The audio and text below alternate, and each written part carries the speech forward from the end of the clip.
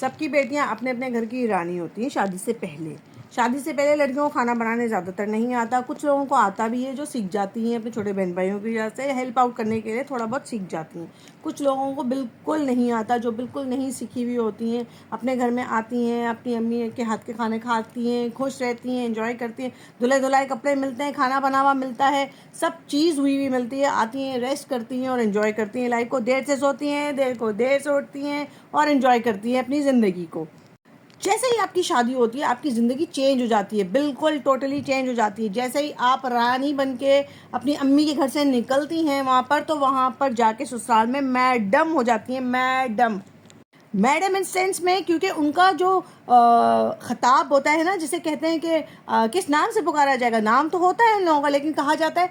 आज मैडम देर से उठी हैं, आज मैडम कमरे से बाहर ही नहीं निकली हैं जी, मैडम ऑफिस गई हैं, देखो आज मैडम ने खाना ही नहीं बनाया है, मैडम चली गई सुबह सुबह उठ के, नाश्ता भी नहीं दिया। जबकि आप लोग अपनी जान मार के नाश्ता खाना पाना सब कुछ बना के जाती हैं, सब कुछ करके भी जाती हैं, लेकिन उन लोगों की तसल्ली नहीं होती भाई, उनकी तसल्ली होती ही नहीं है। उन लोगों को लगता है मैडम जी ने आज इसने क्या बनाया है, अच्छा नहीं है ये। शादी के शुरू के दिनों में उन लोगों को लड़ाई का टॉपिक मिलता है इस सेंस में कि ये बाहर जाती है, आती है, देर से आती है, अपने मियाँ को ले जाती है, बाहर आउटिंग करती है, कभी अम्मी के घर जाके बैठ जाती है। कुछ साल गुजरने के बाद बच्चे होने के बाद उन लोगों को होता है बच्चों पे लेके शुरू जाती है, बच्चे की तबीयत सही नहीं कर रही है, देखो ज़रा,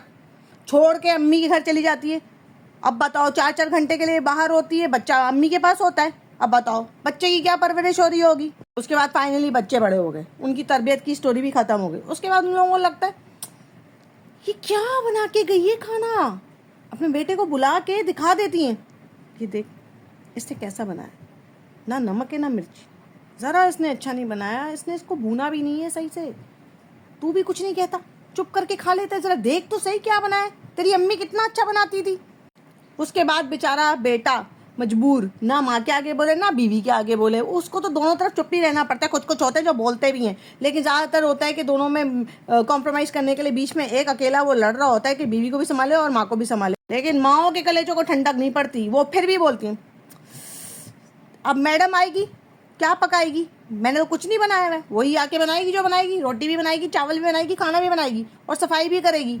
तो मैडम जी का नाम रानी से हो के मैडम जी ये लोग खुद बना देते हैं, जो कि मैडम जी हो जाती हैं। फिर उसके बाद उन लोगों को एटीट्यूड भी आने लग जाता है कि मैडम जी को तो अब तनख्वाह मिली होगी, मैडम जी के तो पर जो है आसमान पर हैं,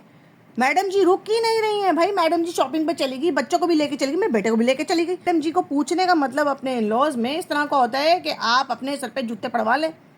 कुछ और ही लेवल होता है इन लोगों का, सोचने का लेवल ही अलग होता है।